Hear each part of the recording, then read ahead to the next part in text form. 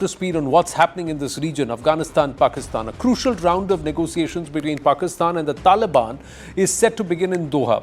The talks, facilitated by a third-party mediator, highlight the growing urgency to address rising cross-border tensions, primarily driven by the activities of the tehreek-e-taliban Pakistan. The talks, facilitated by a third-party mediator, underscore the growing urgency to address escalating cross-border tensions, primarily fueled by the activities of the tehreek-e-taliban Pakistan (TTP). Pakistan National Security Advisor and DGISI, Lieutenant General Asim Malik, and Afghan Taliban Defence Minister Mullah Yaqoob are likely to meet in Doha in a short while from now, and that's what the reports confirm to CNN News 18. Doha will hold talks between Taliban and Pakistan, and a delegation of Afghanistan is scheduled to travel, and they will participate in these negotiations. The situation is critical and needs third-party mediation. The talks signify Islamabad's growing desperation to stabilize cross-border tension, even as Rawalpindi continues to be embarrassed by the guerrilla tactics, warfare tactics of the TTP and also the Islamic Emirate forces of Afghanistan. Now, Pakistan will be making cases of TTP hostilities before Pakistan's internal unrest escalates. Kabul's participation reflects its intent to assert diplomatic legitimacy, pressure Pak to formally recognize Taliban sovereignty, and also extension points to Pakistan's military fatigue. Pakistan is also not capable of containing insurgency in the Khyber Pakhtunkhwa, Waziristan regions, and of course they suffered huge losses in Balochistan. We'll come to that in a bit. Now, from Kabul's perspective, the Doha talks will be to project Taliban as an equal negotiating power. That the segue or breaking away from a detachment from Pakistan that's been happening since 2023 is now established. Taliban completely rejecting Pak's dictation and interference in Afghan affairs. Islamabad will be expected to push for concessions in the name of ceasefire talks and try and get back into the entire polity and organizing and into the Afghan discourse altogether. General Pandey with us, the Ambassador Deepak Vora with us, Arjun Harda stays on. That's great. And we also have Tara Karta and Tilak Devashar. Tilak ji, let's ask you, how do you read this region and what's happening? Good evening, Anand, and good evening to all the fellow panelists. You know, Afghanistan, I think Pakistan has got itself into quite a big mess. It's not only the Taliban with which it has a problem, it has a major problem with the massacre it has conducted in Punjab, where over close to 300 people, some people say even as many as 1,000, TLP activists have been killed in Muridke. Right. We'll come to that at a later stage. But vis-a-vis Afghanistan, you're very right. The Taliban is now an equal negotiator with them. And they are going to push only one point, that the Taliban should defang the TTP. And since 2021, the Taliban have been telling them that we cannot do or cannot act against the TTP because they provided us shelter when the US invaded and we had to run away. And we sought shelter in the tribal areas. It was these tribesmen who today are constituted as the TTP who gave us shelter and refuge.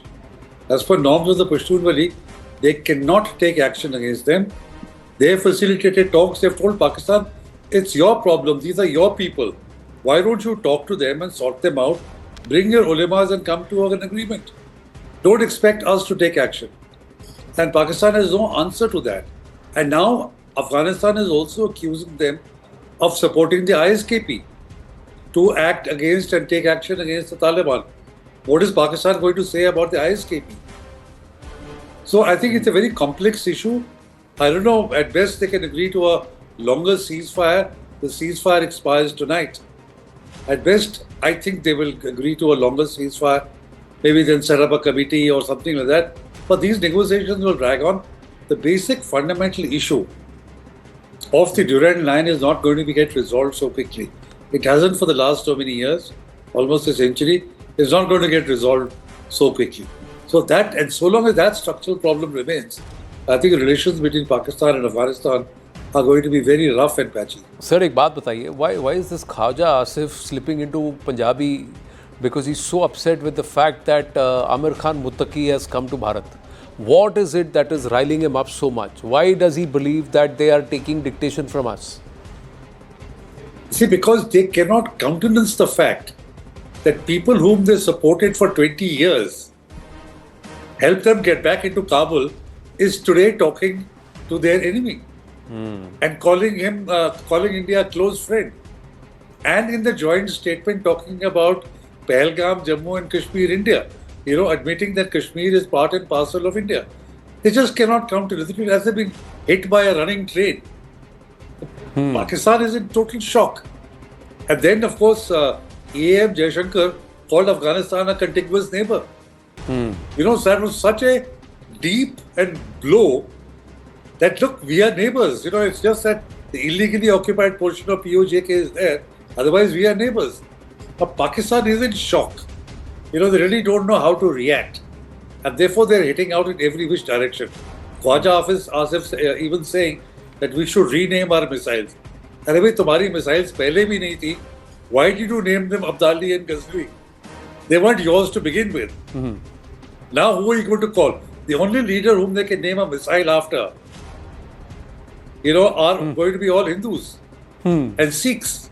Whether it's Hari Singh Nalwa, whether it's Ranjit Singh, Gangaram. This is the only heroes that Punjab has. What hero have they produced? Nothing. So, and then of course there's also a segue from the Darul Haqqaniya University of Jihad to the Darul Uloom Deoband and calling that the Madre Ilm. Is that also the very significant shift that's also somewhere some sectarially hurt the Pakistanis, because among the Sunnah, this is a big thing. They've tried to control the narrative from there, the University of Jihad, that's what it's reputed as in Khyber Pakhtunkhwa, and Darul Haqqaniya. And now from there, they moved to Darul Uloom Deoband, and he went there, Ambassador Deepak Vora, Amir Khan Muttaqi. Is that hurting them a lot? And of course, the insurgency, we'll talk about that. There are more details that are also coming through, but your thoughts before we get into tehreek-e-taliban and all. Ji, Ambassador Deepak Vora. Yeah, I can't match the amazing eloquence of Shri Tilak Deveshwar, whose knowledge is legendary about the area. All I can say is that I do claim some Pathan blood, my father's family having been from Ghazni. Then you wanted to know, Mr. Deveshwar, what they'll name their missiles. One would be called Donald Trump. The other will be called Peter Bizarro. I'm quite sure that they will find names for their missiles from what is happening. But to put it bluntly, sir, and many of my Afghan friends, I have many, and I've had them for many years, they tell us, Hamara frontier aapke saath tha, ye chuha kahan se beech mein aa gaya. No Afghan, today, tomorrow, or a million years from now, will ever accept the Durand line. They don't recognize it. Their border is sin. And that Tankistan, Jihadistan must recognize very quickly. और जो ये राक्षस मंत्री नहीं जो भी इसका नाम है, speaking in Punjabi, etc., because he wants to say that we Punjabis dominate everything in Pakistan. That the whole world knows what is different. So tell me something that is new.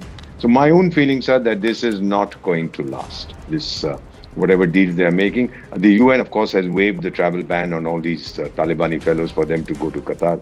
Qatar is playing a role, punching above its weight. It got clobbered by Israel when it sheltered Hamas. I don't know who's going to clobber it now if it shelters the Taliban fellows also. So this is a wonderful thing that we are seeing, and I'm going to be looking forward with great anticipation and some excitement to the next round when my ancestral fellows from my ancestral home, my father's home, come and beat up these jokers in Pakistan. Now, whether they beat up or not, they're driving away with their tanks for sure and seriously controlling the narrative in terms of what is being seen. They're walking away with Pakistani, soldiers, their arms and ammunition, and then Nur Wali Masood sitting there and pointing to Pakistani military posts and saying, I'm all right, look at this, I've got access, and then driving in a suicide jeep to try and blow away a military post again. They just know the art of guerrilla warfare and handing it back to those who are aggressive upon them, and it's there, and Amir Khan Muttaqi spoke about it. General Pandey and Tara Kartaji, before I come across you, just adding another dimension to this entire internal strife and insurgency, and then we'll come to you, General Pandey. Manoj Kumar Gupta getting us this details, our Group Editor, Investigations and Security Affairs, that Pakistan is bracing for a new wave of unrest as major religious parties led by the Tehreek-e-Taliban Pakistan, a Barelvi sect leadership and grouping, have issued ultimatum to the federal and Punjab governments demanding justice for what they call the Muridganj massacre. The alliance, operating under the banner of Al-e-Sunnah Pakistan, has threatened severe party members. The leaders have vowed to avenge the killings in Muridke, while several TLP supporters were reportedly shot dead earlier this week during clashes with the police and paramilitary forces. And that video went viral where Saad Rizvi is heard saying, "Goli kyun chala rahe ho aur goli kiske kehne pe chala rahe ho?" Now, in a significant political development, newly appointed Khyber Pakhtunkhwa Governor Suhail Khan has openly expressed support for the tehreek-e-taliban Pakistan's movement. The province's chief minister also directed party workers to hold solidarity rallies and protests against both the Punjab and federal governments. Former Prime Minister Imran Khan has reportedly instructed Pakistan Tehreek-e-Insaf PTI officials and supporters to back TLP's demonstrations, escalating pressure on the embattled government. Listen in to what Suhail Khan had to say, the KPK CM. मेरे पाकिस्तानियों, जिस तरह मेरे leader मेरा कायद जनाब इमरान खान साहब ने कल जेल से पैगाम भेजा था कि हमने कल बाद अज़ नमाज जुम्मा इंशाअल्लाह ताला पूरे खैबर पख्तूनख्वा में TLP के जो कारकुनान बेगुनाह शहीद किए गए, ज़ख्मी किए गए, उनके साथ इजहार यकजहती के लिए और जुल्म के ख़िलाफ़ हमने पूरे खैबर पख्तूनख्वा में निकलना है और एहतजाज करना है।